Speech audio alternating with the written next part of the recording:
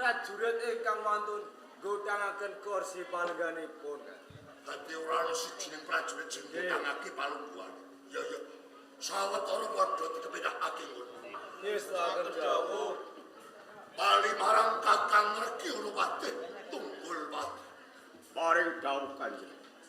Sengdak pitaya ngreksa suasana katentreman kahanan ana ing Kadipaten Penarukan mung panjenengan.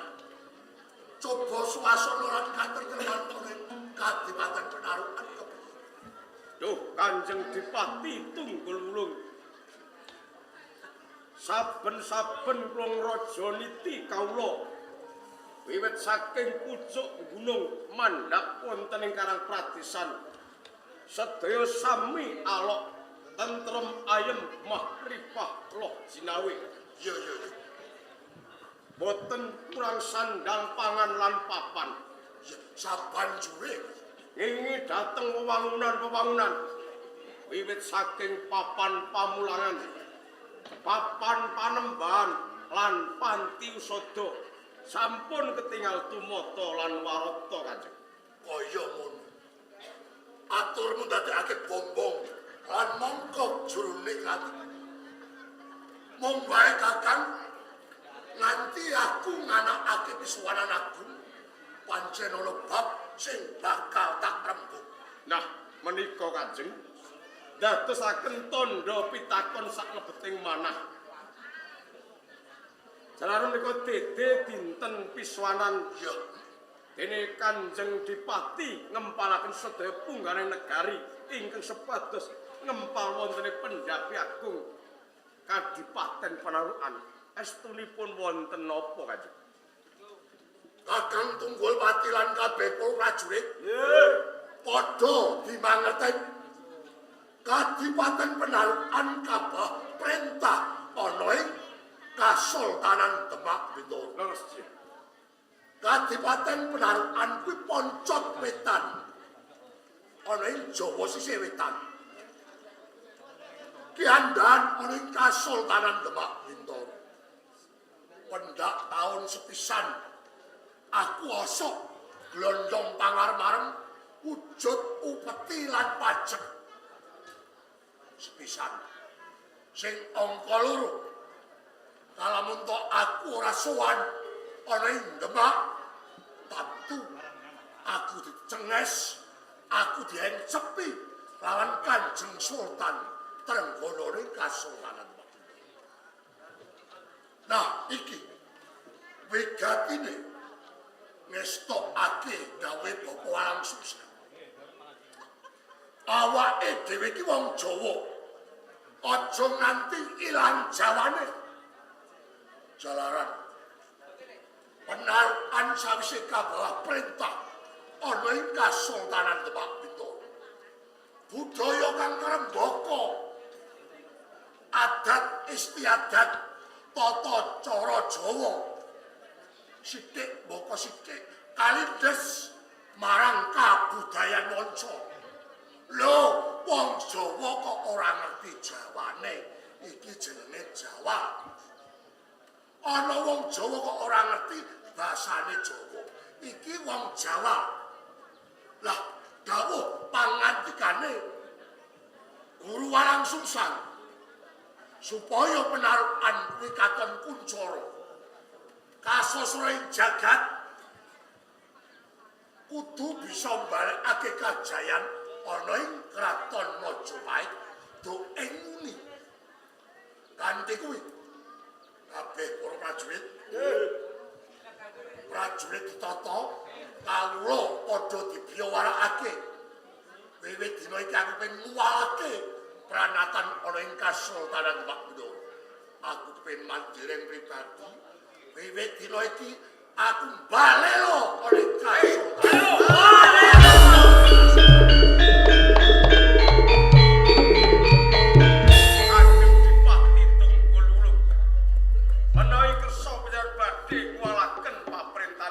Kasultanan Demak Bintoro. Iya iya.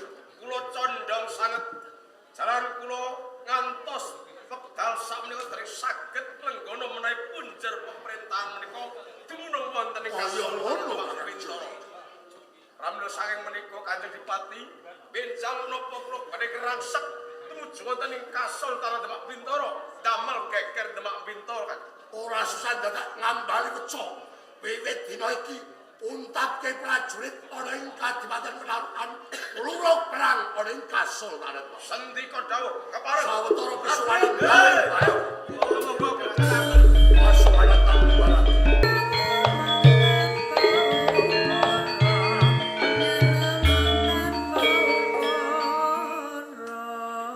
Setitilan ngati-ati jalaran awake dhewe kapatah kang supaya jaga tapel wates katentreman ana ing Kasultanan Demak Bintoro.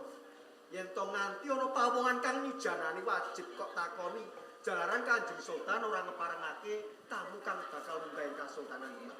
Menawi ing wekdal sakmenika Kanjeng Sultan boten marengake tamu Patmojo Negari minggah wonten ing Kasultanan, kula namung dimurung Gusti Temunggung. Dono, Ngestakaken. pletek-pletek saka etan kae sapa kae?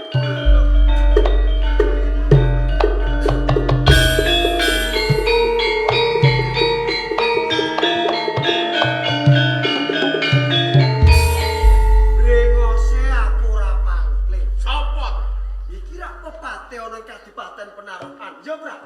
Tunggu, Pak. Tunggul Pati Ora pangling aku. aku ora panjang Jajal sapa aku? Tumenggung Prabu Semi Sejang kepanyawang. Sik. Lho, prajurit kok sakmene akeh kok irit karep tuju menyang endi kowe Tunggul Pati? Nuwun kaget kowe. Ya mestine bingung to, kaget to. Aku ngirit penawari prajurit saka Penarukan. Prajurit pilihan, prajurit kang jagol-jagol. Tumuju ing Kasultanan Demak Bintoro. Arep gebuk perang Kasultanan Demak Bintoro. Apa wis kok pikir? Piye? Jenenge arep merangi wong Demak kuwi rak mesti ana perkarane. Jur perkarane apa Tunggul Pati? Perkarane Kanjeng Dipati Tunggul Wulung arep balike kajayanane Majapahit. Lah dalah. Tunggul Pati. Piye? Majapahit iki dina wis rata dadi lemah. Ilange Majapahit cukule alas Blagawangi kababat dadi Demak Bintoro. Lah kok mbok yo nglenggono wae. Kudune kowe nganti Majapahit warata lemah. Sapa sing gawe? Sapa sing gawe? Sing gawe kuwi rak Sultan Patah. Wong Demak Bintoro. Lah iya. Mula aku ora salah yen to aku arep ngrubuhke Kasultanan Demak Bintoro. Gegayuhmu kuwi ra tinemu ing nalar. Tunggul Pati, Nggih. yen kena tak elingake kowe bali ing Penarukan. Bali. Yen ora kena kowe bakal pepitungan karo aku. Musuhe mung kowe. Lho. Ora iki. Ah!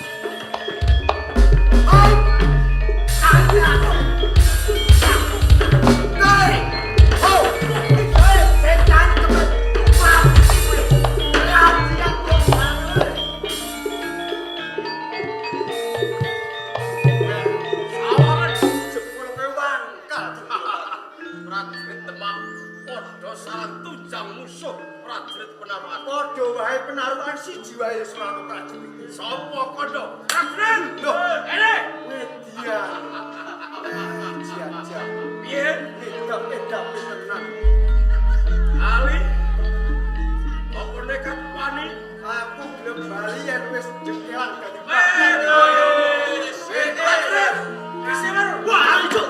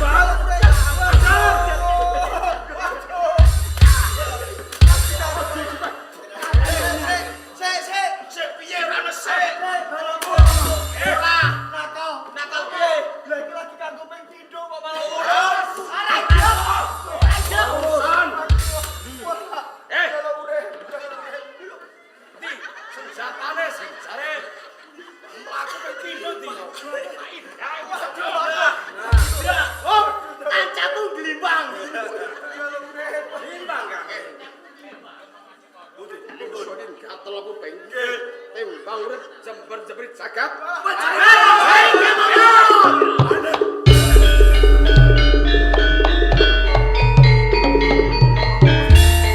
Hormati Oli cek aja.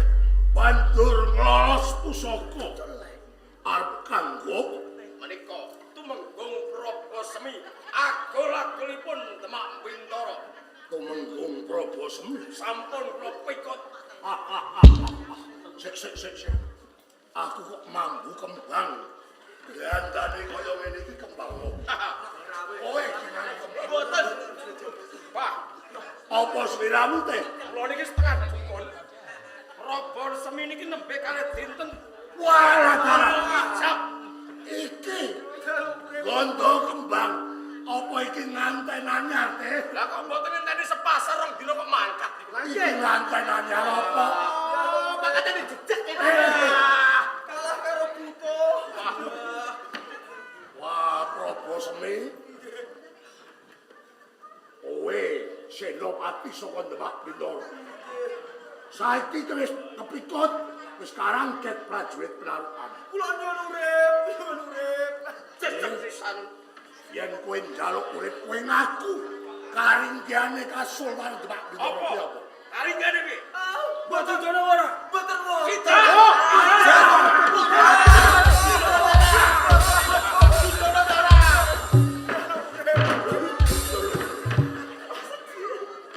Kowe polahmu kok kaya ngono to? Niki rasa ngeten kok.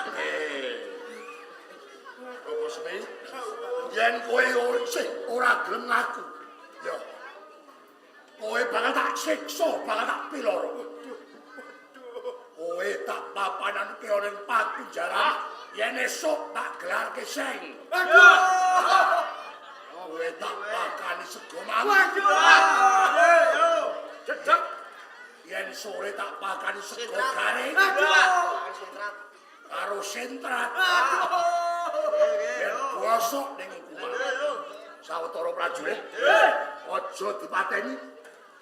Yen dipateni bal cutel lakon ana ing penarukan sawetara seret otot kirang.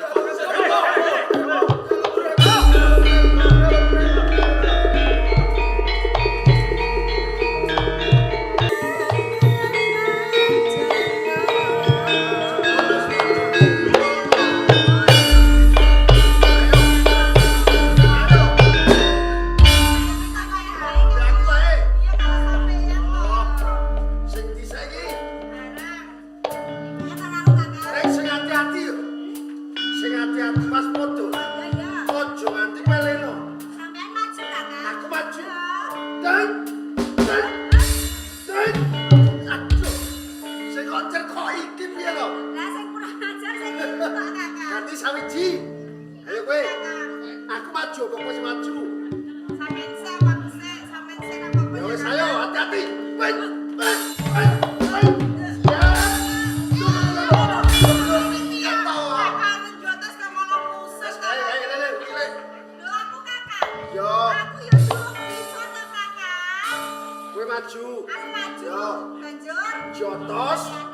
Apa nyaduk sak senengmu?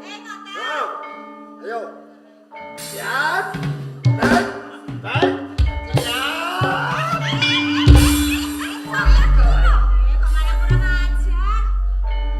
Wes cukup. Ini.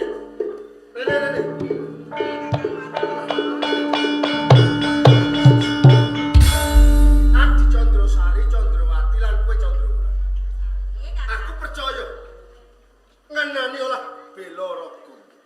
Bela dirimu kanggo sabela diri kapribadeni. Tak kira wis ana undang-undangan. Lah, iki aku kepengin menehi kowe Aji Jaya Kawijaya. Pancene kuwi sing tak enteni, Kakak. Tenang. Kalau semono sampean janji karo aku apa dene kabeh kadangku, yen to dina iki bakal kok lunturi Aji Jaya Kawijaya. Lah kasunyatane ngendi, Kakak? Jebul kowe kok ya isih eling to. Oh, piye? Kowe apa pengen apa ora? Yo semono kelawan aku ya kepengin duweni Aji Jaya Kawijaya lho, Kakang Warna. Ben dadi wanita kang linuwe. Iya, ben dadi wanitane prajurit ngono. Yen kowe piye, Condro? Oh, nek aku ya padha ae to, Kakang. Kepengin duweni Aji Jaya Kawijaya. Kabeh bakal tak wenehi. Ning yo ono syarate. Mergo anggonku duweni Jaya Kawijayan kuwi, anggonku tirakat, anggonku lelaku kuwi yo suwe. Dadi yen tadi Cak Kadri kepengin duweni Aji Jaya Kawijayan, kuwi ono syarate. Syaratnya apa aku bisa, Kakang? Mesti bisa. Tur kowe duwe. Bisa tur aku ya duwe. Heeh. Apa aku kudu nglakoni poso 40 dina? Wah, mesake kowe. Ora tegel ora, dudu kuwi. Ora, Kakang. Lah syaratnya kuwi apa, Kakang? Apa kudu mutih ngono apa piye, Kakang? Lakoni poso mutih. Heeh. Ya ora. Mesake kowe. Mengko yen awakmu kuru. Apa aku sunggawa kembang setamat, Kakang? Kembang setaman kuwi go piranti. Ning dudu kuwi sing tak karepe. Lho banjur apa to, Kakang? Pengen ngerti? Iya, pengen ngerti, Kakang. Syarat sarana mamprih kowe duwe Aji Jaya Kawijayan saka aku. Ki mung sepele. Gelem kowe sak telune iki dadi bojone Joko Warono. Dadi bojomu. Iya. Oh. Lah yo kowe duwe rono to. Kakang Silwarana. Piye? Sampean iki piye to? Jene sampean iki lali apa etok-etok lali? Aku ora lali aku eling. Kamangka sampean karo aku apa dene kadang? Iki lak ya tunggal urut ana ing Kejagung. Mongko dawuh Bapak Resi Walang Sungsang. Yen to antarane urut siji lan siji. Ora entuk sanggup ya, Kakang. Nah, mula saka kuwi aku panjenengake pisan saring ati. Mergo ing Kejagung iki. Dawuh Bapak Resi Walang Sungsang kaya ngono. Lah kahanane. Ora diwenteni Bapak Resi Walang Sungsang.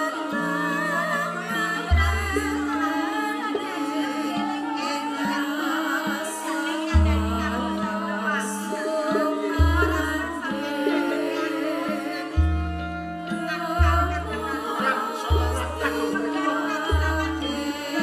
Ora apa-apa ta.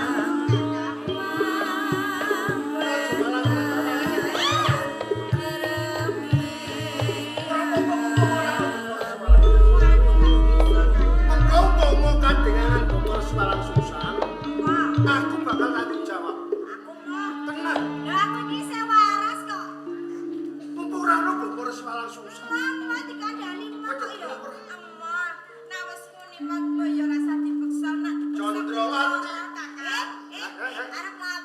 Gandrung,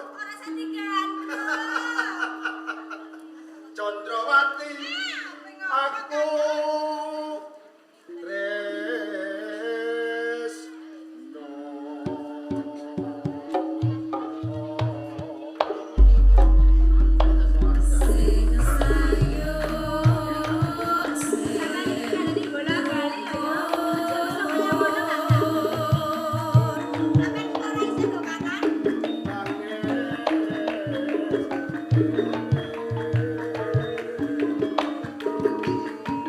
Project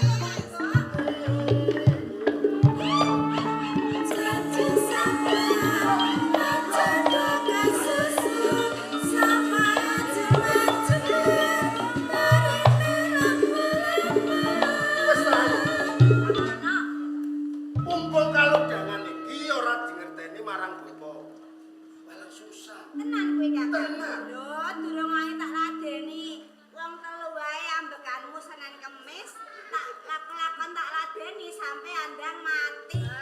Mati-mati lah nek wis ngrasakno penak. Apa kok bisaku ya, Kakang? Kowe sik aku mburi. Alis nyonanggal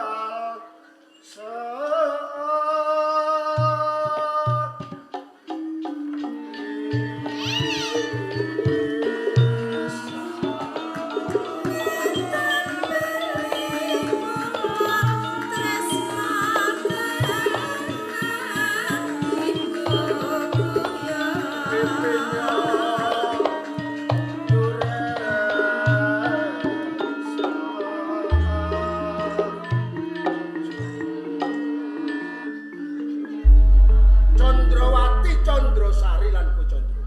Kakang Joko Warono. Aku alus iso tumindak kasar penggawe aku. Yen nganti kowe tak rembug, tak ripih sarane ngalis. Kowe puguh kowe ora gelem apa kelakon. Kowe sakate tak rudo paripursa. Kamangka aku ki wong wadon sing tetek hati lho, Kakang. Aku wis kandha emoh, selawase aku ya. Nadyan tetek ati. Bangga kaya ngopo? Kowe ora bisa wal saka sengkeraning Joko Warono. Aja nganti aku mrawasa kowe sakit. Ora bakal kelakon, Kakang. Tenan? Mergo aku nyoh. Ora bakal kelakon. Ora. Kowe nyumbari Joko Warono, nyumbari Joko Warono.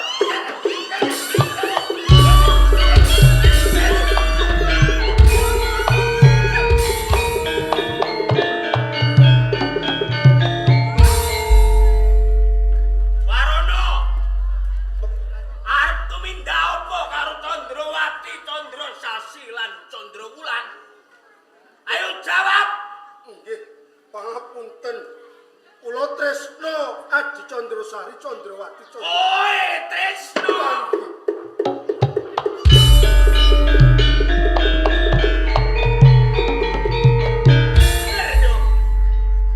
Ki apa? Padepokan Mejagung iki ora panggonane wong jang-jangan. Ora panggonane wong golek wedokan. Nanging panggonane wong angsu kaweruh limba pangerten utawa kaweruh kautaman. Nalika kowe digurokno ning Padepokan Mejagung, sedyane kadangmu kowe bali saka paguron, kowe duwe ngelmu. Nanging yen kowe nengenake bab wanita, kowe bali saka paguron ora duwe ngelmu, nanging nggawa bocah ayu. Bapa Resi Walang Sungsang. Nggih, kula nglenggono menawi kula lepat. Kula nyuwun pangapunten dhateng panjenengan. Dadi kowe nglenggono ora mbadut tresno karo bocah telu iki. Mboten badhe kula bali meneh. Yen kowe mandeg cukup semene. Sambung kedadian oning penarukan nguwalake peperintahaning Demak. Sedyane kadangmu nedya balekno kajayan Majapahit. Wis miwiti balelo oning Demak. Kanggo mawekani bali kajayan Majapahit. Aku ana perlu karo bocah telu iki. Nyumanggaaken kersanipun Bapa Resi Walang Sungsang. Pati Sari Wulan, Joko. aja wedi kangelan. Lan katono dharma bektimu. Tumrap Kanjeng Adipati Tunggul Wulung nggone niat balekno kajayaning Majapahit. Jalaran Parti Soro layang kuwasa Demak iki sing ngastora Sultan Trenggono, nanging Ratu Semenanjung randane Pati Yunus Adipati Sabranglo sing saiki manggon ning Panti Jepara. Kowe cah telu tembok ing Panti Jepara, Ratu Semenanjung, tolong.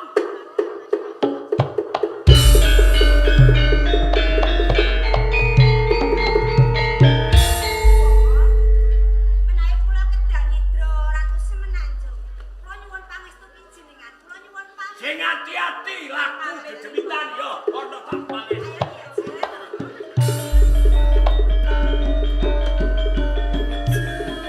Bogor suara susah. Sarono. Menawi kantuk lilipun bos. Kula kok boten regelaken dhateng kadang kula. Sakadrene. Njur karepmu kepiye? Keparenga kula nglampati satindakipun kadang kula. Kena nanging yen cedhak adono yen adoh